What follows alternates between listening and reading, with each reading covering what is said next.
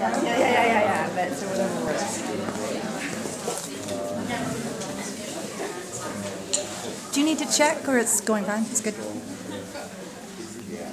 Hello.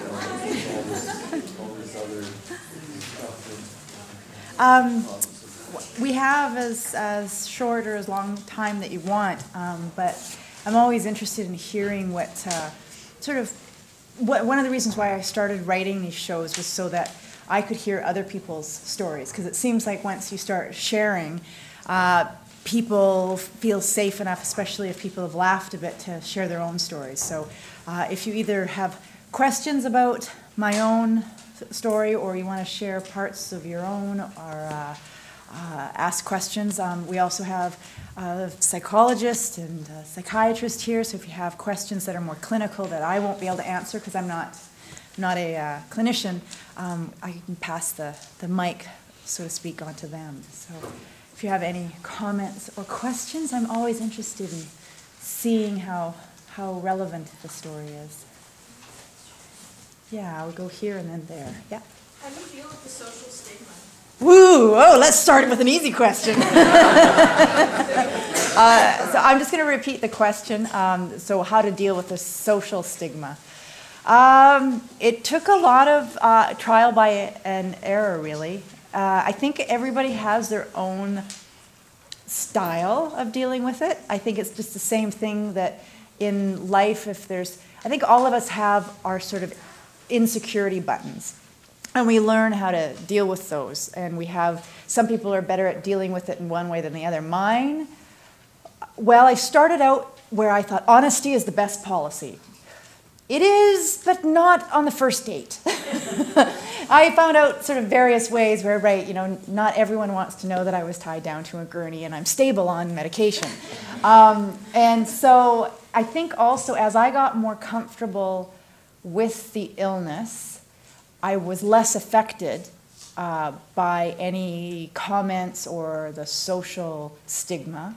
What I also did occasionally was when I either heard it, so someone made a crack that I didn't think was really appropriate, or saw something in the paper or something, I would write in. Even though I know it might not change a lot of people's minds, but it might affect some. I think also, I use humor, and I'm not politically correct, if you haven't guessed, because I think I would rather have people asking questions or making comments because they feel comfortable enough to ask about it, so that, because the stigma to me isn't really the problem, it's when it's the elephant in the room, and no one ever says anything. And then it never gets explored, and then it becomes prejudice and discrimination, and then that's when it really becomes a problem. So, one of the examples, it's still very odd. I was going to another engagement, and we were in one of those vans for the hotel, and we were traveling, and it was the captain. It was a small plane. It was captain and I guess the flight attendant, and me going to the same hotel, and so somehow he said something, and he asked what I did, and I'm very upfront. I said, well, I do a show about my own experience with bipolar disorder. And he says, oh, which part of you is talking now, or something, some really bad, right? And this is a pilot, but if I'm gonna get mad at him, it's not really so anyway, I said, well, I just wanted to say one thing, is that I have a double standard that, if I was Italian, I could make jokes about being Italian, but I'm not Italian. So unless you have bipolar disorder, you really shouldn't make jokes about being bipolar. And he went, oh, and he was really, I think it was because he was so uncomfortable that sort of cracked the joke. He said, are you fixed now? And then I thought, okay, this is a lost cause. This is really a lost cause. And he's flying my plane. And then I thought, and I'd see him in the morning because it was the same thing, right? And I thought, oh my God, it'd be funny to say, hey, yeah, I'm on antipsychotic medications, but I didn't take enough of them. But I thought, oh yeah. So, I think part of it is being around enough well people, and I don't mean well in terms of whether they have mental health or not. I mean well as in not ignorant, not insensitive, understanding that they may not understand something, so they should ask questions instead of making. And the biggest thing I think is also just letting people get to know me first. Because one of my, I think if I told people, then if I had any behavior, not unusual like delusional, but just, you know, a moody day, that people would chalk it up to my mood disorder. And I really didn't want my personality to be pathologized. I didn't want my exuberance to be mania or anything like this. So I was really selective who I told and why I told them. And when I was able to make sort of good choices when I had good experiences, so it sort of almost counteracted any of the, and then I could just laugh about it, like the pilot, who I have now good material for. Right. So, yeah. I guess one of the things that I hoped you'd do is that you'd actually make your play talk about how successful you've been. That whole thing of demonstrating wellness, because I think that's the biggest thing that can cause that stigma. Yeah. Is I sometimes almost make it a game to tell people, because I've been well for a long time. I bet you don't believe this. Right. And yeah. So I wish the play had carried into not just that you went back to work at one point, but that you actually have become your own. Yeah, and the comment was about being able to really show the well part. Because I speak up about our mental illness because we've been well, and repercussions can still be real if we do say anything, but there's many people, more people that are well than not well. And a couple things, like I have another show called Funny You Don't Look Crazy, and that's because what people would say, the same things, well, wow, you don't look nuts. And I go, no, you know. But it's really still only goes into when I was able to go back to work and just beginning. And you know, the unfortunate thing is, wellness is really boring, which is great. Like I love boring. Normal is great, but it doesn't lend itself to drama, unfortunately. Not to say that I couldn't do sort of little snippets and stuff, but it would have to be a counterpoint to something else.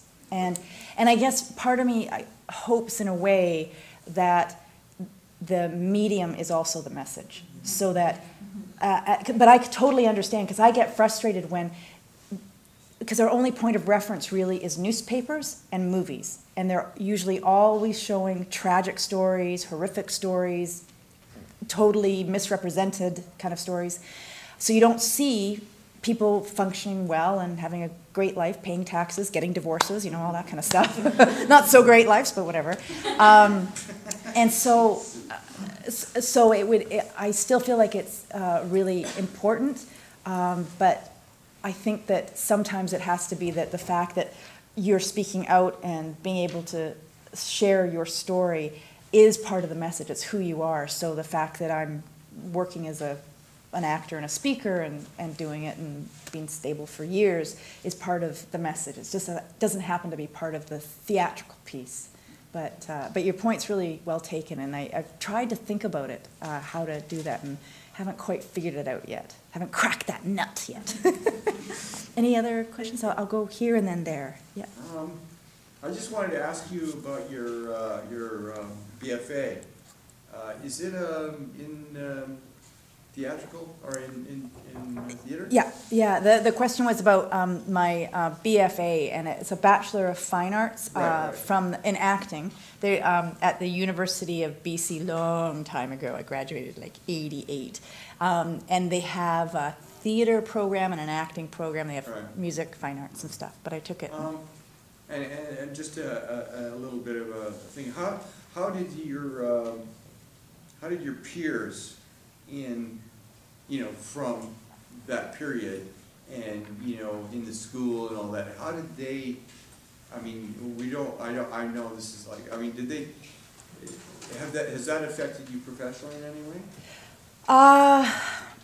Combination, the question was, has it affected me professionally? And when I was at school, I was able to get through it without really having any major I didn't have any hospitalizations. I was quite depressed and slightly hypomanic, but I was able to get through school. Ironically, there was a woman in our class who had to drop out in the second year, and I ran into her when I was performing later this show at a conference for, I think it was psychosocial rehabilitation. She was a mental health worker or a rehab worker, and she had been diagnosed with bipolar disorder in university when we were in the same year. And professionally, I thought it did. I talked to my agent just a while ago. I don't do regular television and film anymore. This is all what I do, and part of it is because it's more stable. I can manage my sleep better. I'm sort of under my kind of, I guess I'm able to make it flexible and work for me. And also I had to realize that the lifestyle, the financial insecurity, the rejection, crazy hours, no pun intended, you know, drinking, drugging, all that kind of stuff, it's just not, I'm not cut out for it. I tried it when I first started doing this, and all that awful pleading actor kind of stuff just came right out. And there are some people that totally can make it work for themselves, and I can't. I was nervous in the beginning because when Facebook started, I was, you know, friending people from a long time ago, and that was probably more vulnerable. I felt way more vulnerable just because, you know, I was doing something and I didn't know if they, you know, sensed that something had been going on when they knew me or whatever. So. Well, I see the point of the question is I'm just wondering if you know how your work is viewed by those, yeah, that's really you know, by your peers, we'll say. Yeah, by the theater peers, you Yes. mean? Yeah, how my work is viewed by theater peers. I think that, I think in some ways, at times, they're envious because I work way more being a crazy person than I do if I was doing traditional theater, right? So I think they, and yeah, I was lucky enough to be invited to write a solo show for Solo Collective, which is, I love their work. And it was really well received. I was thrilled. But I haven't done this show for sort of a general theater audience as like a typical theater run. You know, I'd want to get different production values and things. I do it minimally so it's easy to mount, but I would be very curious. I'd be more nervous about doing it for a general public, only because people are usually going in for a night of entertainment, not necessarily wanting to validate. But Next to Normal, I'm sure some of you, the musical Next to Normal is this is what I thought was so funny, a musical about mental illness. And it's won Tony Awards, and it's touring, and it's supposed to be, there's mixed reactions from people who have mental illness that have seen it, but it's gotten rave reviews. So I know it's not a subject that can't be in the mainstream, and more it is, but yeah. Questions? Hi. Yeah, Hi.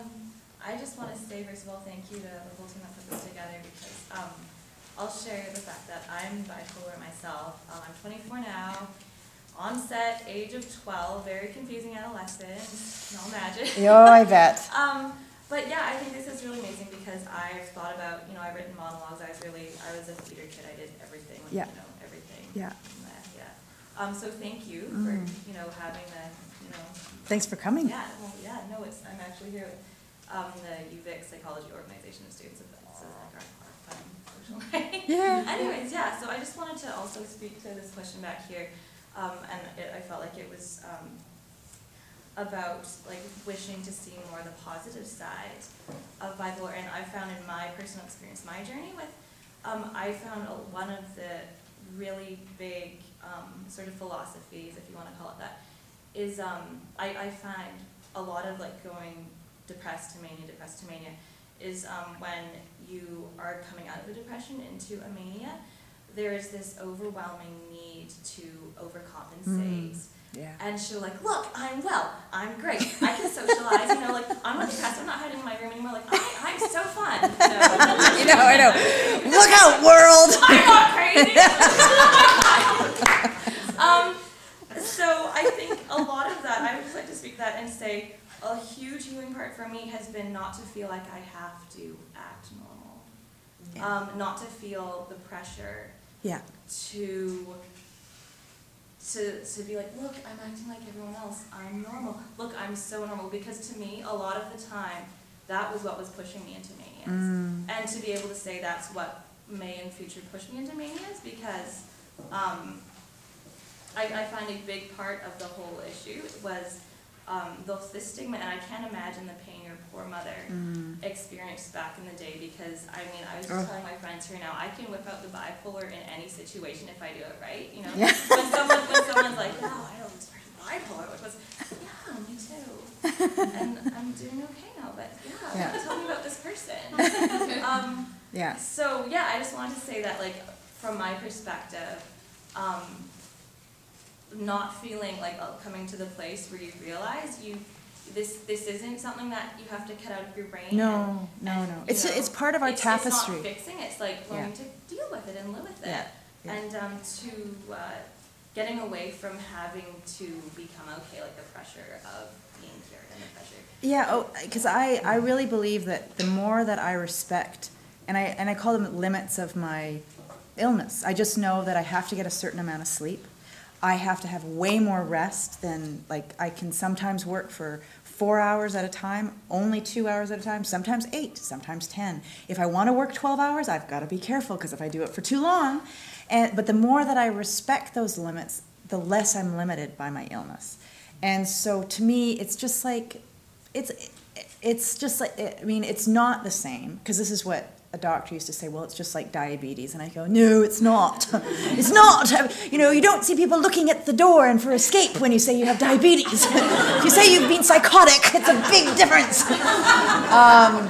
And so, but the idea that, let's say with an ulcer or anything, lactose intolerant. I heard a guy today, he was at the restaurant or something, and he's this real big business guy, and he said, oh, well, I can't have that because I'm lactose intolerant. And I thought it was so interesting, because, he's like he's the complete antithesis of what I would think of someone who would be lactose intolerant. I'm going, oh my God, I've got stigma. I'm thinking of lactose intolerant people.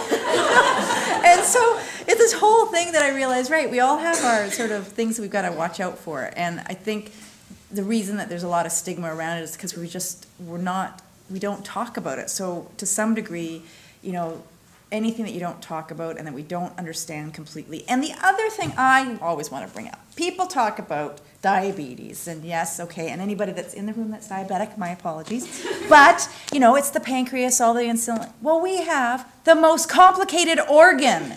We are the champions of dysfunctional brain circuitry. We should be proud. Don't you think? Yes. It's like, no wonder. So I just go, why not, stand up on the rooftops and stuff? Well, okay, maybe not on the rooftop, but anyway. Maybe I'll stick around for long, but maybe one more question or something, and then I'll certainly be here if you didn't get a chance to ask a question. I am not sure who was next or if there was someone next. No questions? Oh, went up there? Yeah. Oh, yeah.